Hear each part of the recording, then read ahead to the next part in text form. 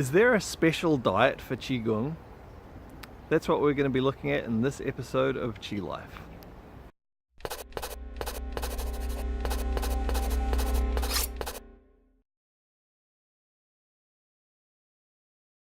So it's a question that comes up from time to time as people start to get a little bit further into their Qigong practice, and they're starting to often feel better as they get their energy flowing, and they're starting to learn some of the subtleties of the way different things interact between their mind and their body, and they're learning these new exercises.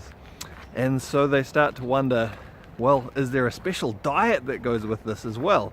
Something that will help them to get even more benefit from their new discovered interest in Qigong? And the answer is no, and also yes. It's one of those things where, sometimes people, they look for a very prescriptive answer to things, like a defined, you need to do this and you need to do this, and it's exactly like this.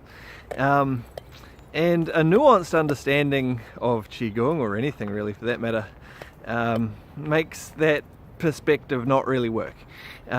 So the answer is there a specific diet? No, because it depends very much on what your goals are, what you hope to achieve, what your current health status is, what's going on in your body, where you live. It depends on many things. So there's not one specific diet that everyone needs to follow.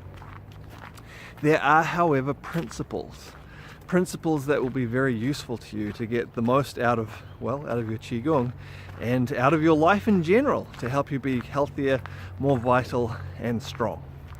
So we'll talk a little bit about what some of those principles might be. Now, I've also written a written blog post about this, which I'll put a link in the description for this. And a little proviso at this stage.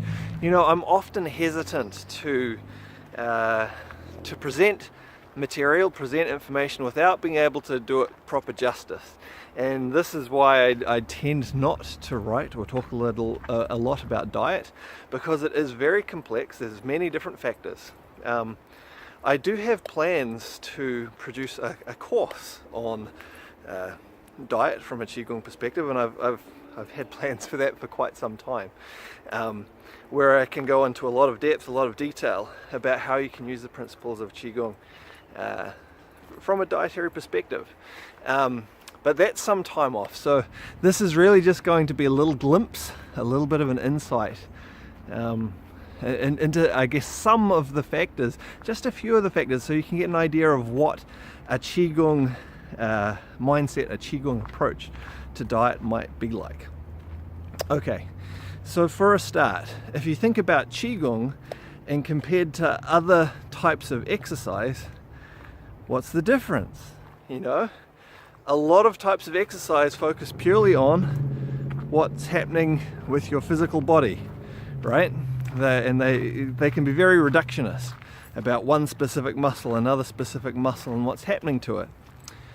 Whereas in Qigong, yes, we are concerned with what happens in the body, of course, and we use bodily movements often as a way to work with things, but we're also concerned very much about the mind and how this interacts with the body, and then also about what happens. The net result is the energy flowing through the body, what it actually does in terms of the running of the body. And so it's this more subtle interaction that we're concerned with. And this is going to be the same in a Qigong approach to nutrition or to food. Our focus isn't just going to be on what the food is. It's certainly not going to just be on the macronutrients in the food. Again, a normal, standard approach to nutrition is going to be very focused on carbohydrates, proteins, fats, vitamins, things like that. Of course, those are going to be important within a Qigong approach to food, but we're going to be looking at some of the complex interactions between those and between our mind and what we eat, and I guess some of the energetic qualities of the foods, what that does. So not just the macronutrients and things, but how they're put together and what that then does within our body. To some extent, it's going to be as much about how we eat as what we eat. There was a study some time ago, I don't remember the reference for it, unfortunately, but an interesting study where they had two groups of people sit down for an identical meal, a very rich meal, filled with, lots of fat, lots of sugar, lots of salt, all those sorts of things, very, very rich. And what they did was, before they ate the meal, look, there's a nice stream here. They took the people, both groups. They took some markers, some measurements of what was, of their blood pressure, the level of lipids in their blood, that sort of thing. Some general health indicators. So they took these before, and then they also took them immediately after they ate. Now, they also had the two groups. The difference between the two groups was that they had them eat in different environments. One of them, they ate in what was, put together to be a stressful environment, with noise from construction and road noise, and just so it wasn't that pleasant, and it just felt a bit stressful. And then the other group, they put them in a very comfortable, quiet, calm environment with peaceful music, sounds from nature, that sort of thing.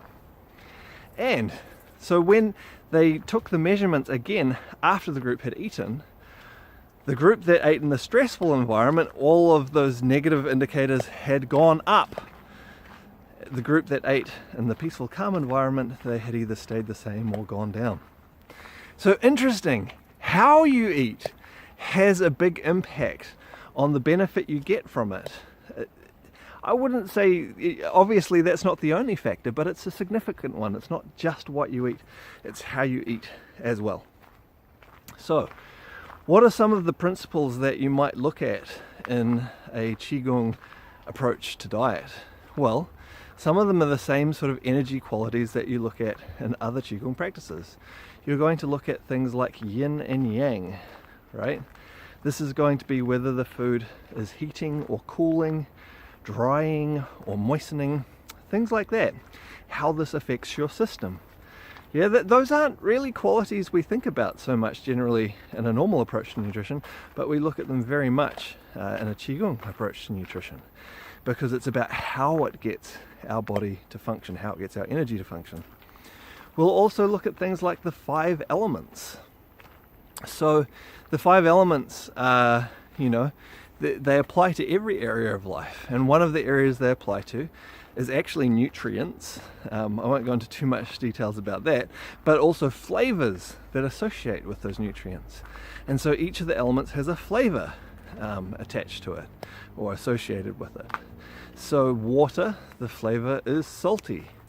Fire, the flavor is bitter. Earth, the flavor is sweet. Wood, sour. What have I missed? Metal. The term is used acrid, or sometimes you can think of that as spicy. That one's a little bit harder to get your head around. It takes a little bit more explanation. But this then has a very significant effect. Those flavors affect how your system is stimulated by the food that you eat. So again, say the wood element, for example, the organs associated with that are the liver and the gallbladder. If those organs aren't active enough, you probably want to eat more of the sour flavor to get them to be more active. Metal, the lungs and the large intestines. If those aren't active enough, you probably want to eat more of the acrid or the spicy flavor. So these energetic qualities. Moving beyond that, there's more as well. We can get to, it depends how you want to consider these things, whether you consider them spiritual or if you consider them psychological, different people will refer to them in different ways. But this is, it's like the environment we eat in, but the attitude that we bring to our food. One very, very simple thing that you can bring is gratitude. I mentioned that in the blog as well. You know, if you're grateful for something, and food in this instance, you're much more likely to actually receive the benefit from it than if you're not. And so we see this in some of our common traditions all around the world of saying grace or giving gratitude for your food. It actually helps you to get more benefit from it. You know, by having an attitude of gratitude, you absorb it better, you gain more benefit from it. And there are other aspects to that as well that will affect your selection of food as well as how you eat it. So look, there's many different parts to this, and in particular making the connection between the mind and the body is such a valuable thing in every area of your life, obviously in your Qigong practice, but even in how you eat. So is there a special diet for Qigong? Well, no and yes. There are definitely principles from Qigong apply to every aspect of our life. Hopefully this has given you something to think about, something that's useful if this was a topic that you were curious about. If you want to know more about it, you could do some research. There's, I'm sure there's some good books and things out there that will start helping you to put together some of these pieces. Or again, I do actually have plans at some point in the future to produce some quite comprehensive material that will create a good basis for understanding and using this in your life. But I have other things I'm working on first. As I've mentioned several times, I'm currently working on the Introduction to Qigong Healing course and doing a lot of work on that. That's coming soon. I've got a few other things I need to work on as well. So there's lots of other interesting things I'm working on, and that should be coming out in due course of time. And you know, some more stuff about food. It's on the list, but it might be a way away. Okay, look, I hope you enjoyed this. What did you think of the scenery? This is just down the driveway from where I live, so I quite often walk along here. And if you enjoyed this, if you found it useful, if you found it interesting, it would really help if you like, comment, subscribe, share it with other people. I am hoping to reach lots of people with this channel so that they can benefit from, you know, information about Qigong that might help them in their life. Okay, I look forward to seeing you on the next one.